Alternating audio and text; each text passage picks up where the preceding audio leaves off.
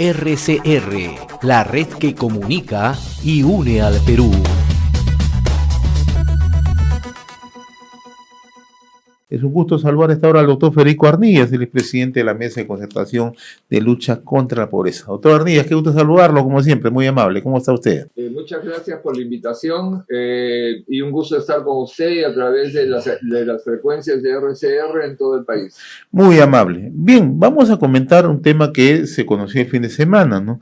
El gobierno ya dio a conocer que se va a disponer de un bono mínimo de 700 soles a familias, lo que se denomina la iniciativa Yanapay Perú, ¿no? Que es un apoyo económico universal individualizado, ¿no? Para familias, ¿no? Me gustaría conocer un primer punto de vista suyo, ¿no? Si esto en realidad es una buena medida, ¿no? O se pudo haber adoptado otras decisiones, ¿no? Para poder llegar a las familias más vulnerables, ¿no? La verdad es que es una de las medidas de política que se han implementado en el país y en otros países en un contexto como el que estamos, ¿no? Y en ese sentido es una medida, yo diría, necesaria. Recordemos que las cifras de pobreza han tenido un incremento, de pobreza monetaria, han tenido un incremento muy significativo, han subido casi 10 puntos el año pasado, y esa situación, si bien puede haberse mejorado, disminuido, digamos, la afectación, de todas maneras, hay un segundo elemento que ha agravado la situación, que es el tema del alza de los precios de productos claves vinculados en especial a las fluctuaciones del dólar. Entonces, tenemos que el pollo, el transporte, ¿no? El combustible están subiendo, la harina ha subido, ¿no? Y con eso se ha encarecido el costo de vida. Entonces, tenemos razones para justificar una transferencia monetaria que, dicho sea de paso, debe tener un efecto de dinamización de la economía, porque esa plata se va a convertir en una demanda de productos de necesidad para la población afectada. Ahora, según lo que explicaba tanto el presidente del Consejo de Ministros como la ministra de Desarrollo e Inclusión Social, va a tener una cobertura de 13 millones y medio de peruanos, ¿no? Ayúdenos a entender un poquito de qué manera se va a distribuir. Se habla de 700 soles, otros hablan que son 350 y que la sumatoria puede llegar a 700 a familia. ¿Cómo se va a aplicar? Esa es una pregunta que es difícil de responder porque entiendo que están evaluando varios modelos para hacer eficaz la medida. El tema de fondo es que la línea de pobreza, llamémosla así, en precios del año pasado estaba evaluada en 360 soles por persona, mes. 350 está debajo de la línea de pobreza del año pasado, entonces no cierra la brecha para alguien que tenga cero ingresos, pero está por encima de lo que se llama la línea de pobreza extrema, y en ese sentido es un apoyo importante. Como la línea se calcula por persona, en este caso están asumiendo que hay 2 personas que trabajan en el hogar y que son ellas las que recibirían cada una 350 soles, ¿no? Lo cual da la suma de 700 si es el ingreso de un hogar. Eso es un promedio, digamos, ¿no? Para lo que se usa como referencia, y eventualmente habrá que esperar cómo se termina de formular la base de datos para la entrega de este bono, ¿no? Y también se ha tomado como una base aquellas familias o aquellas personas que tengan un ingreso menor a 3.500 soles, ¿no? Eso es lo que tenemos entendido, ¿no? Sí, como referencia, pero supongo que harán lo lógico, ¿no es cierto? Empezarán por aquellos sectores que están claramente identificados en las bases de datos previas, ¿no? A los cuales se ha podido llegar, pero que siguen en situación de pobreza, a sectores que están vinculados a los programas sociales, personas adultas mayores, hogares vinculados al programa Juntos. Eso será una primera parte de la base de datos. Una segunda parte deberá ser probablemente personas que han perdido el empleo, que han estado están en condición de despedidos, ¿no? y un tercer grupo probablemente sean personas que tienen pequeños negocios, ¿no? Básicamente informales, y ahí es más difícil identificar a los beneficiarios y beneficiarias del bono, ¿no? Usted mencionaba que es una medida necesaria, ¿no? Y lo relaciona justamente a la situación, no solamente en el país, sino una situación mundial por efecto de la pandemia. Nuestro país se agrava por el tema económico, incluso también el tema político que de otra manera influencia justamente en la propia situación que vivimos, ¿no? Pero también ha dicho algo muy interesante, ¿no? O sea, ojalá que esto tenga que llegar al mayor número de personas vulnerables. Le pregunto esto porque, doctor Arnilla, ¿no? Tanto en el gobierno de Martín Vizcarra como en el gobierno de el señor Sagasti se dieron bonos similares, ¿no? Se aplicaron medidas muy similares, ¿no? Pero hasta el momento incluso había muchas quejas, había muchas observaciones sobre si eso estaba bien focalizado, si estaba llegando a las familias, si cobraron o no cobraron. ¿Usted tiene información real que esto se realizó de una manera eficiente o hubo observaciones? Creo que todos hemos visto los diversos problemas que el sistema ha enfrentado, ¿no es cierto? Que han sido generados básicamente por el alto nivel de informalidad que tenemos en el país, que ha dificultado tener bases de datos actualizadas. El segundo elemento es el bajo nivel de bancarización de la economía en el país y en especial de los sectores más pobres, ¿no? Hay, sin embargo, sectores que han sido ya bancarizados, o sea, todos los beneficiarios de los programas sociales tienen una cuenta en el Banco de la Nación, por ejemplo, ¿no?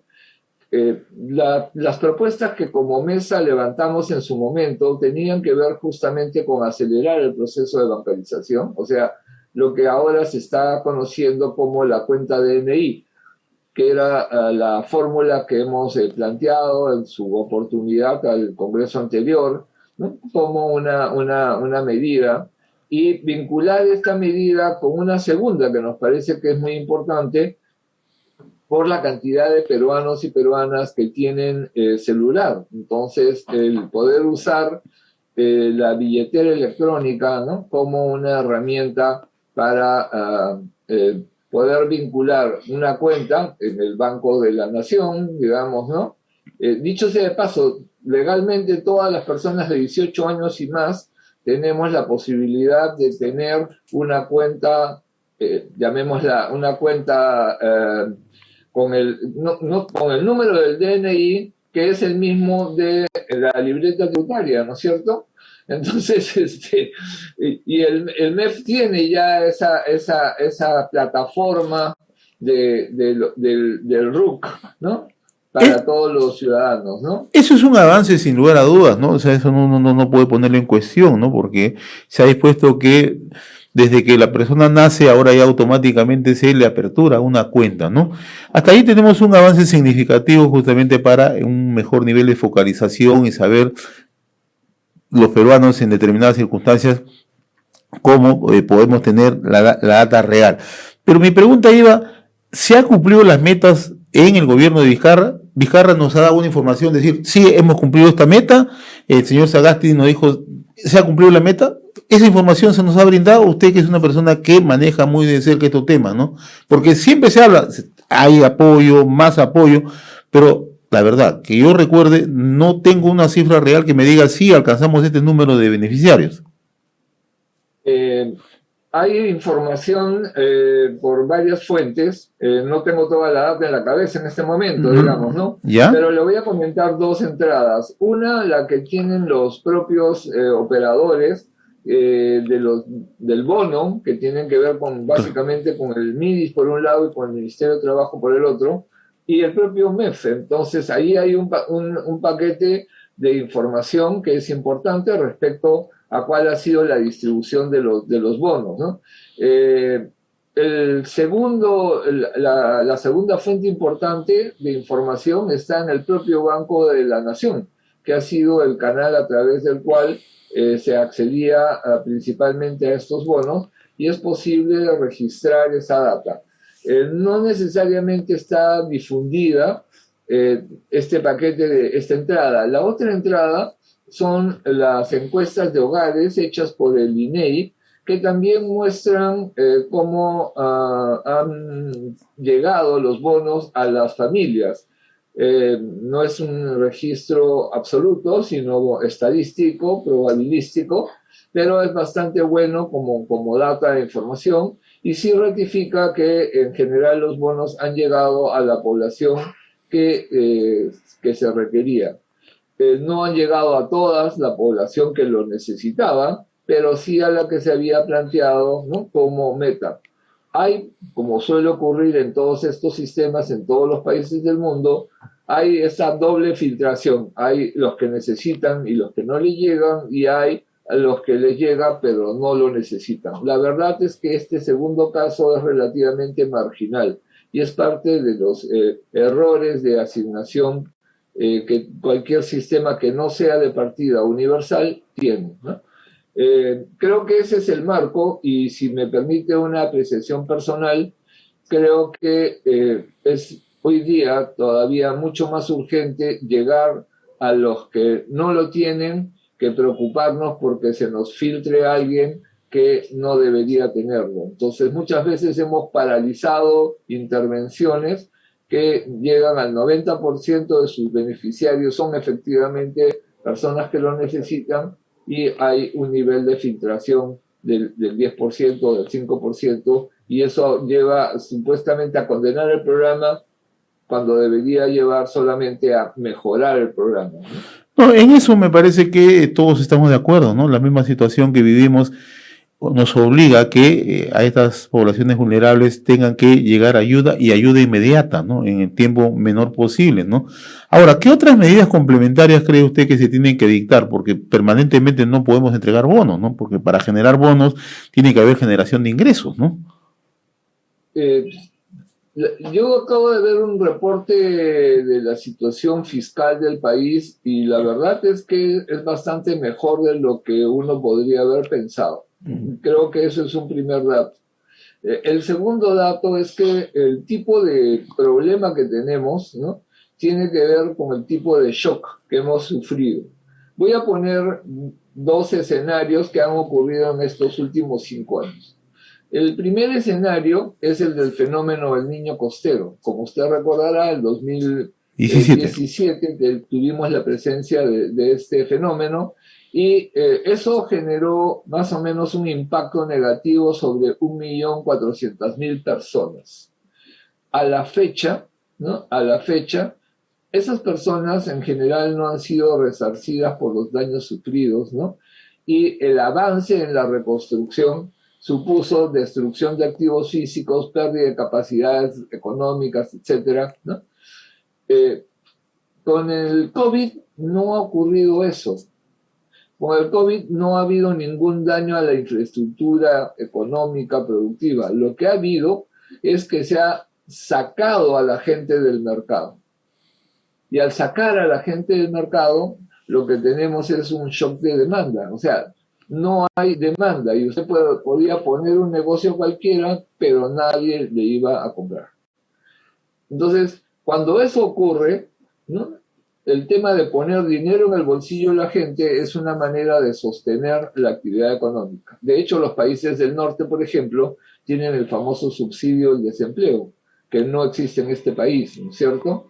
Entonces, el bono es una manera de poner dinero en el bolsillo de la gente y sostener o reactivar demanda, ¿no?, que ha estado afectada. Y en este caso, la demanda vinculada, ¿no?, a necesidades básicas de las personas. Entonces, son dos escenarios, ¿no es cierto? Cuando se destruyen los activos productivos hay que reponerlos, y cuando no hay clientes hay que poner dinero en su bolsillo para que puedan los negocios abrir, porque si no abren y no tienen quienes compren. Y la mejor manera es reactivar la economía, ¿no? Para generar empleo, ¿no? Eso es En el corto plazo. En el corto plazo. ¿Y usted cree que el gobierno está pensando en eso? Usted que analiza muy de cerca esos temas, ¿no? Ve un horizonte que el gobierno, a través de inversión pública, no hablo de inversión privada porque el gobierno no enfatiza mucho en inversión privada, pero en inversión pública, ¿se puede lograr eso? Eso es lo que se está buscando hacer, digamos. Si estábamos como Estado, digamos, se está poniendo un bono en el bolsillo de la población que tiene el monto de 4.500 millones de soles, es más o menos, si la memoria no me falla en este momento, Así es. la cifra estimada, ¿no? Eso es una inyección de liquidez en la economía que lo que busca es justamente dinamizar la demanda. Pero permítame añadir un dato en el análisis, ¿ya? Que creo que es importante, y es que estamos a puertas de una nueva ola, ¿no es cierto? Una ola que, de cumplirse las estimaciones, sería bastante más dura que las que hemos tenido hasta ahora, porque está vinculada a la variante Delta. Las proyecciones que hay sobre esta ola, las proyecciones más conservadoras hablan de 67.000 muertes, las más conservadoras, ¿no?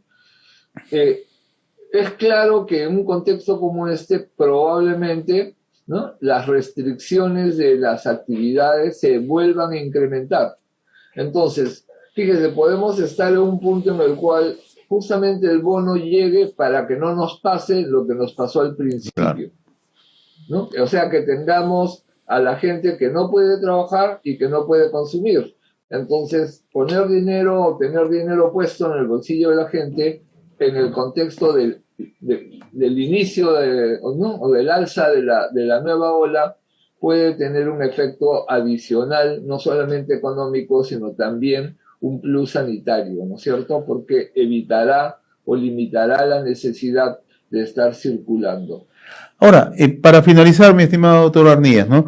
Hace unos días el presidente dejó abierta la posibilidad de, se van a adoptar medidas, ha dicho, sorpresas de esta semana, ¿no? Inmediatamente la gente lo ha relacionado a la posibilidad del control de precios, ¿no? O de subsidios, ¿no? Si bien es cierto, el último viernes el ministro Frank ha dicho que no habrá control de precios, pero usted mencionaba al inicio que toda esta subida de precios afecta fundamentalmente a los sectores más vulnerables, ¿no? ¿Es conveniente un control de precios? ¿Son convenientes políticas de subsidio? ¿Qué le indica su experiencia? Miren, nuestra experiencia histórica es que los procesos de control de precios en general pueden terminar siendo más dañinos, ¿no?, que una operación del mercado. Ahora, también es claro que tenemos mercados oligopólicos, ¿no?, o monopólicos, y que requieren un nivel de regulación. Entonces nos vamos a mover siempre en esta tensión. Yo lo que creo más importante en este momento es que sí hay que mirar qué pasa con los sectores más pobres de la población y encontrar medidas como la que se está proponiendo del bono, ¿no?, para, digamos, sostener la capacidad de consumo de un segmento de nuestra población que sufre de los impactos de la pobreza monetaria, que es a lo que se está afectando con el alza de los precios, ¿no? Ahora, ya esta es la última pregunta porque no quiero dejar de lado un tema, pero bonos no podemos dar permanentemente, hay que reactivar necesariamente la economía, ¿no? Sobre eso estamos de acuerdo, y de hecho la economía ha tenido un rebote muy importante y hay condiciones para sostener la actividad. Mire, en la economía, el problema que tenemos no está en la economía, el problema que tenemos está en las vacunas. Ese es el corazón del problema. Es un problema de salud que tiene un impacto en la economía, y eso es lo que alguna gente no quiere ver. Entonces, tenemos que resolver ese tema y, ojo, ahí tenemos un problema estructural complicado, y es que la tercera dosis, que es lo que ya están hablándose en los países del norte, ¿no?, va a limitar la oferta de vacunas a los países del sur, a los países donde hay niveles de pobreza. Y ese es uno de los problemas más complicados que tenemos, ¿no? O sea, mientras no tengamos inmunidad, ¿no?, estamos fregados. Por eso nosotros estamos llamando, invitando, motivando a que la gente que se ha puesto la vacuna no se quede en la primera dosis, sino que se ponga la segunda. Una es como ninguna, ¿no? 2 es la voz, esa es la consigna. Vale para las vacunas, vale para las mascarillas. Yo le agradezco la gentileza que siempre tiene con RCR, doctor Federico Arnillas, presidente de la Mesa de Concertación de Lucha contra la Pobreza. Ha sido un gusto conversar con usted, muy amable. RCR, la red que comunica y une al Perú.